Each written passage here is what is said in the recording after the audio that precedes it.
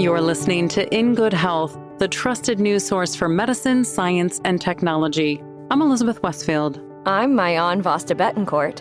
And I'm Greg Johnson. This week, how the Special Olympics is working to improve healthcare for all people. The thing that I think we don't appreciate enough is how, when we make society work for people with challenges, we make it work better for all of us. But first, the condition that causes a loss of sensation in your hands and feet. Some people feel just numbness. I pulled thumbtacks out of the bottom of people's feet because they did not know that they had stepped on one. All that and more this week on In Good Health podcast.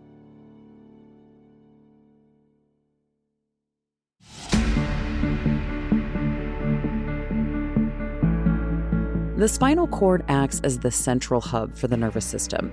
It carries nerve signals back and forth between the brain and the rest of the body. It needs energy to transmit the message all the way down to your toes, especially for taller individuals. And any imbalance in this process can lead to some devastating effects. So if you have too much blood sugar around, the nerve becomes unhappy. It's like having too much waste and it can't function normally. Too many lipids, too much waste, it causes oxidative stress. These little powerhouses or mitochondria up here no longer travel down to the tip of your toes. Your toe nerves have no energy, and so they quit functioning. And slowly over time, they wither and die, literally. Which is what causes peripheral neuropathy. Dr. Eva Feldman is the Russell N. DeYoung Professor of Neurology at the University of Michigan.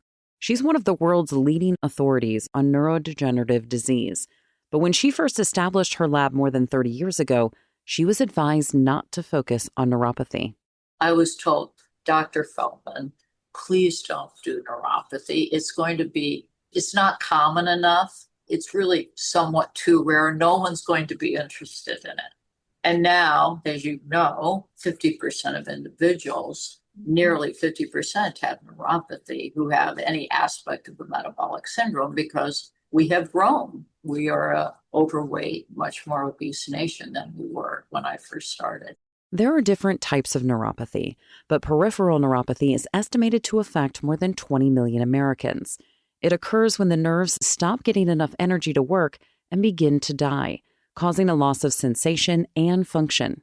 Peripheral neuropathy is a very slowly progressive process of loss of function in your sensory nerves. It usually starts in your very distal toes and over years will slowly progress up your leg until below your knee, and then it will end in your fingertips. The symptoms of peripheral neuropathy, what you as a patient feel, really can vary from person to person.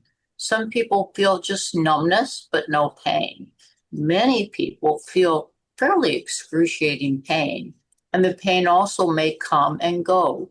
Worse at night, worse if the feet are touched, worse if it's cold. But the symptoms can be so, I'll have to say, severe that if someone loses all sensation in their feet, they can step on a thumbtack and not know it. And have I seen that in clinic? Oh, yes. I pulled thumbtacks out of the bottom of people's feet because they did not know that they had stepped on one. Feldman says the treatment and ability to reverse the damage depends on the type of peripheral neuropathy. So one way to think of a sensory nerve is to think of an extension cord. And so that the nerve is the wire in the extension cord, but an extension cord also has insulation around it, as does the nerve. So the nerve is insulated, and that's known as myelin. And then the wire is known as an axon. So there are two different types of peripheral neuropathy. One is axonal, so it just affects the wire. And that is commonly seen in prediabetes, diabetes, and certain vitamin deficiencies, for example. That is much harder to treat, except for treating the systemic condition, such as diabetes, prediabetes, high blood lipids can cause it, thyroid disease, vitamin deficiency.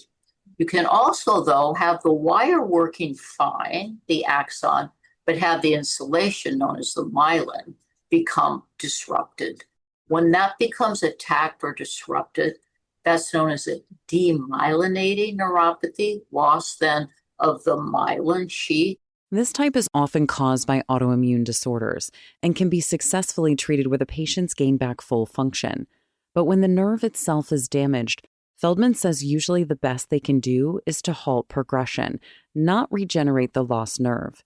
Because of this, it's important to catch the condition early. However, there are often hidden obstacles to prevention and early diagnoses. Feldman was an author on a recent paper published in the journal Neurology that aims to identify these problems. The research, led by Evan Reynolds, looks at the risk factors for peripheral neuropathy and how they differ between races. It's been reported in several studies that Black and Hispanic Americans have an increased likelihood of having neuropathy compared to white Americans, and we aim to answer the question, why? Reynolds is an assistant professor of biostatistics and epidemiology at Michigan State University. The team wondered if this difference in increased risk was still present after accounting for factors like having diabetes, obesity, and high blood pressure. What we found is that Black Americans did not have a significantly larger likelihood of having neuropathy compared to white Americans. And so what this likely means is that the increased prevalence that we see of neuropathy among Black Americans is likely caused by the fact that these populations have increased likelihood of having some of these risk factors that underlie the condition. Which is helpful in knowing exactly what to target to prevent cases of peripheral neuropathy in this community. Unfortunately, Hispanic Americans didn't show the same outcome. We accounted for as many known risk factors as we could, and yet they sort of maintain that increased risk of having neuropathy. And so we need detailed studies of larger populations of Hispanic Americans to figure out why that might be. It could just be that there are risk factors the team didn't think of, or it could be an underlying genetic component to the condition. However, Reynolds does believe that a main factor driving this population's increased risk of peripheral neuropathy could be food insecurity. It's a factor that often leads to people choosing cheap calories, a decision that usually results in a poor diet. In fact, Feldman says that saturated fats is the real enemy to watch out for. So those individuals who have a diet high in saturated fats had worse neuropathy in that paper. And that's a really important point because saturated fats are a very poor source of energy for the nerve. And the nerve is unable to really metabolize saturated fats by the mitochondria, the powerhouse, and turn it into energy for the nerve. If you are a patient and you are mild, that you are overweight, you have poor source of diet, you really don't understand what's happening to you. Like, why are my feet becoming numb? Why am I having pain? And if you can see a healthcare provider and have access to healthcare where that can be explained to you, and you can have a better understanding, well, I really do need to try to lose that 10 pounds or 15 pounds. I do need to make these dietary changes. I need to inspect my feet at night. Simple recommendations by healthcare providers really changes the long-term outcome of neuropathy. Feldman believes that our nation's weight gain has had a big influence on the increasing rates of peripheral neuropathy in Americans over the last few decades. So being overweight is a BMI between 25 and 30, and obesity is a BMI greater than 30. Currently in America, 30% of adults are obese, frankly obese, and another 30 to 35% are overweight. So we now have 60 to 65% of our population that carries a big risk factor for neuropathy, and that is obesity. And usually with that, hand in glove comes the pre-diabetes, diabetes, the high lipids, hypertension, so all the other risk factors. Which is why diet modifications are a huge component to prevention. I really believe that these healthy lifestyle habits can prevent a lot of these metabolic conditions, such as obesity or even type 2 diabetes. And ultimately, those conditions can then prevent the likelihood of having neuropathy. So if I were to implement a broad change, it would really be to increase our physical activity and improve our day-to-day diets. Which means that this could be yet another application for GLP-1 receptor agonists. In fact, Feldman believes that these compounds will be complete game changers for the field of neuropathy. The results are supposed to come out soon, where they're looking at the effects of the GLP-1 receptor agonists on brain health, independent of the weight loss, but also it's being looked at on nerve health, even independent of the weight loss. So, it could be two things. It could be not only losing the weight, getting rid of the bad saturated fats, returning energy to be more normal, being more eumetabolic. But there also might be a direct effect of this family of compounds on the nervous system. And this is only the start of the research. While the information Feldman and Reynolds gained from this most recent paper is important, they were only able to pull data from 1999 to 2003. They pulled publicly available data from the National Health and Nutrition Examination Survey, which only assessed peripheral neuropathy during those 4 years. It was a really cool opportunity to look at a large database, and now we're attempting to replicate these findings and hoping to replicate these findings using more contemporary data too. And one of the data sets we're actively using is the National Institutes of Health All of Us research study, which is a large, comprehensive electronic health records-based database of Americans. This database gives researchers access to the demographic and health information of more than 800,000 participants, which Reynolds is hoping will help answer some of the lasting questions from his research paper. One area he's actively pursuing is looking at how someone's risk profile changes over their lifespan. An example of this could be, is it really having obesity since you were 18 years old and having sort of a consistent risk throughout your whole life that's important? Or if you all of a sudden become obese when you're 50 years old, does that give the same amount of risk? We hypothesize that it doesn't. And so that's an active area that we're looking to explore. You can find more information about Dr. Eva Feldman, Evan Reynolds, and all of our guests on our website, ingoodhealthpodcast.org. For more behind the scenes, follow In Good Health Pod on Facebook, Instagram, and X. Our writer-producer is Kristen Farah. Our executive producer is Amira Zavari. I'm Elizabeth Westfield.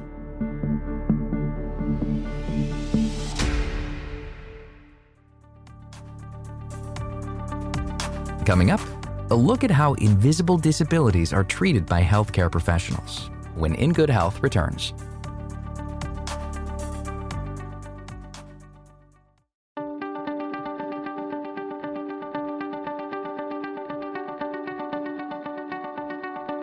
The Special Olympics Health Program has provided athletes with access to high-quality, informed health screenings for decades. But within the last 10 years, it's homed in on a few key areas, including creating a system that's more equitable for people with intellectual and developmental disabilities, also known as IDD. However, Dr. Dimitri Christakis says the organization has realized that to truly make an impact, they need to address this issue for all people with IDD, not just athletes. Special Olympics has 600,000 athletes in the US, about 6 million globally.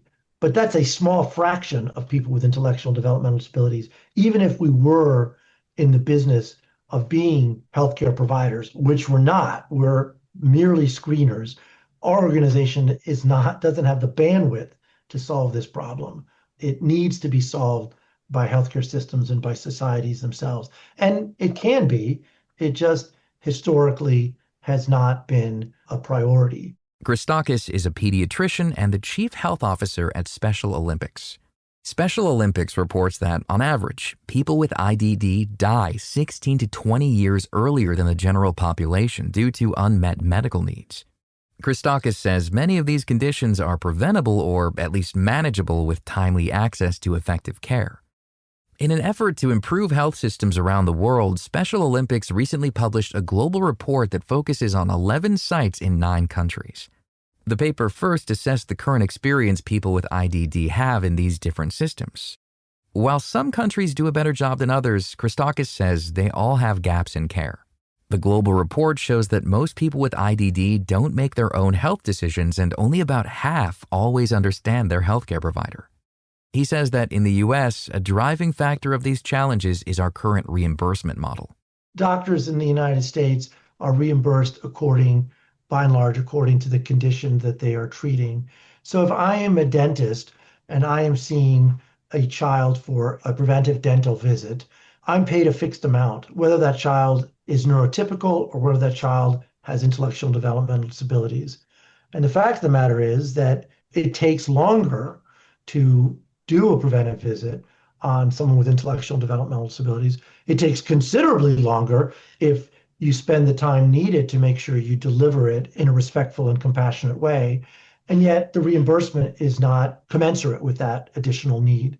And what that ends up creating is a system where there are many dentists and many doctors who simply choose not to treat people with intellectual developmental disabilities because it's not as lucrative.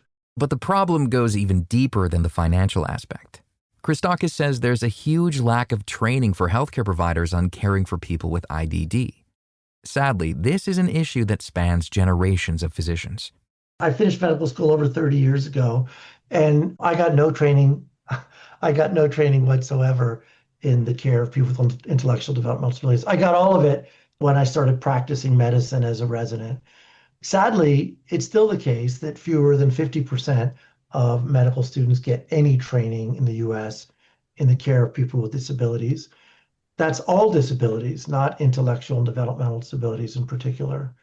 So you're not adequately compensated, you don't feel very well trained. It shouldn't come as much surprise that there's a paucity of doctors that are willing to take people with IDD. And when they do, they don't do as good a job as they should. David Duncan has experienced this incompetence firsthand. He began competing in the Special Olympics in 2012 and is now the chairman for the Global Athlete Leadership Council. Duncan's been steamrolled by dentists who refused to believe he was telling the truth and at times ignored altogether. They would explain it to my mother because it assumed that I can't understand.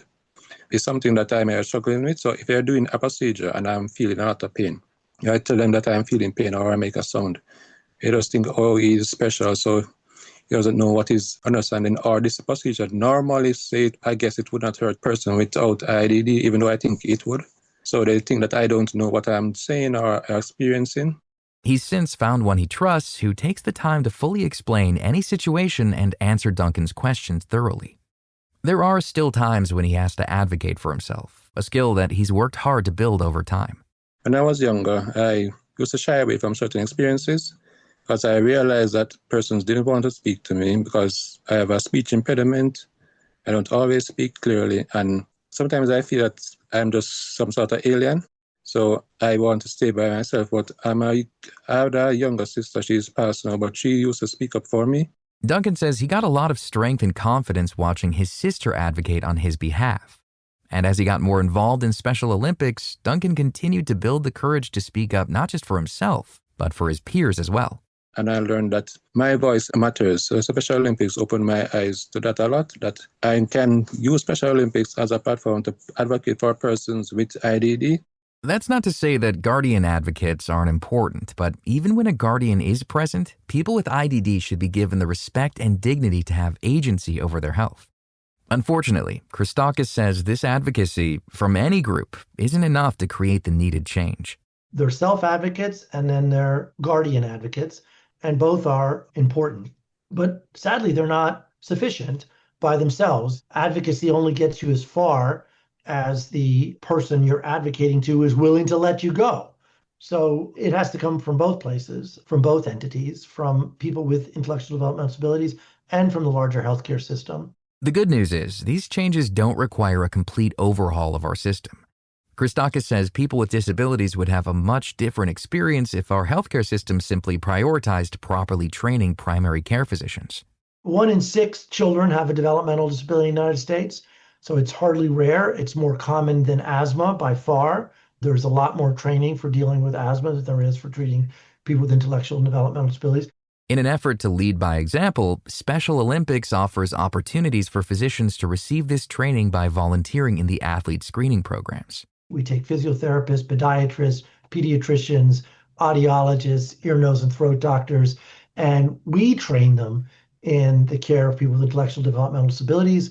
They come to our events, they screen our athletes, they see how wonderful they are. They get, in many cases, their first in-depth experience to the care of people with IDD, and they leave as better clinicians for caring for that population. The program has trained more than 300,000 providers and students in 60 countries.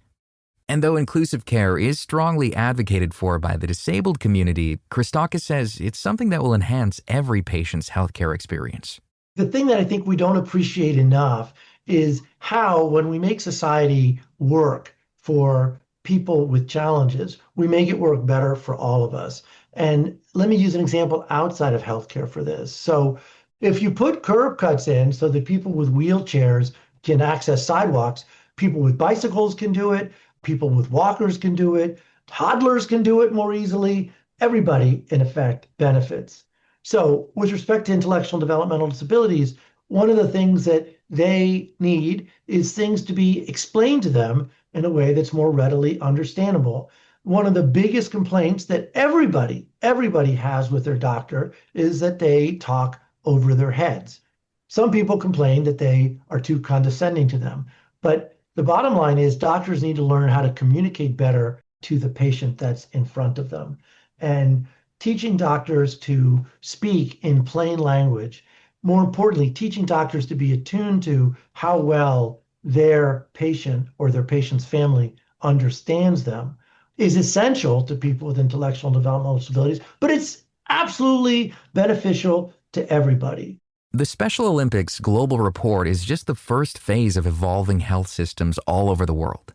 Now that they've collected this baseline data, the organization is now partnering with each of the 11 sites to see what changes will be the most impactful. Those sites will ideally turn into case studies for other health systems to model their own practices after. You can find more information about Dr. Dimitri Christakis, David Duncan, and all of our guests on our website, ingoodhealthpodcast.org. For more behind the scenes, follow In Good Health Pod on Facebook, Instagram, and X. Our writer-producer is Kristen Farah. Our production manager is Jason Dickey.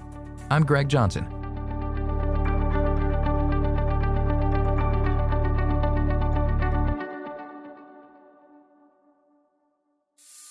In Good Health returns in just a moment. And now, a Progressive ad brought to you by Progressive Insurance. Drivers who switch to Progressive could save big with Progressive. This has been a Progressive ad from Progressive. See if you could save at 1-800-PROGRESSIVE or Progressive.com. Medical notes this week. How can we save babies born with HIV? Experts estimate that about 1.5 million children have HIV around the world. Standard treatments of antiretroviral therapy start when kids are 2 to 3 months old.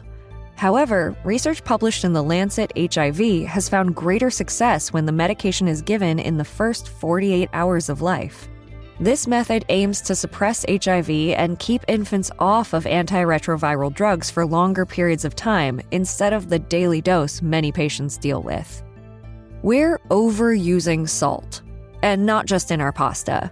Human activity has been making the Earth's air, soil, and fresh water saltier, according to research published in Nature Reviews Earth and Environment. Industries like mining, agriculture, and construction have rapidly accelerated Earth's natural salt cycle. This abundance of salt can negatively impact our water supply. Technology is only as good as its creator. Wearable wellness monitors can be extremely helpful to monitoring and managing health conditions. However, research in the journal Health Equity shows that many devices have a racial bias. For example, PPG sensors that monitor heart rate are much less accurate on darker skin tones. The scientists hope this paper informs makers of medical technology and reduces instances of health disparity. And finally, is it time to invest in a bird feeder? Scientists are just starting to study how bird feeding impacts humans. Our connection with nature is an important aspect of our mental and physical health, and feeding birds can be achieved whether you live in the city or more rural areas. Scientists want the human element to be considered when wildlife agencies decide on bird feeding regulations. The research is published in People and Nature. And that's Medical Notes this week. I'm Mayan Vasta Betancourt. Thank you for joining us this week and every week as we break down the science stories you need to know. You can find all of our past segments and guests on our website at ingoodhealthpodcast.org or wherever you listen to your podcasts. Follow us on Instagram, Facebook, and X for more behind-the-scenes content. Tune in next week for another edition of In Good Health.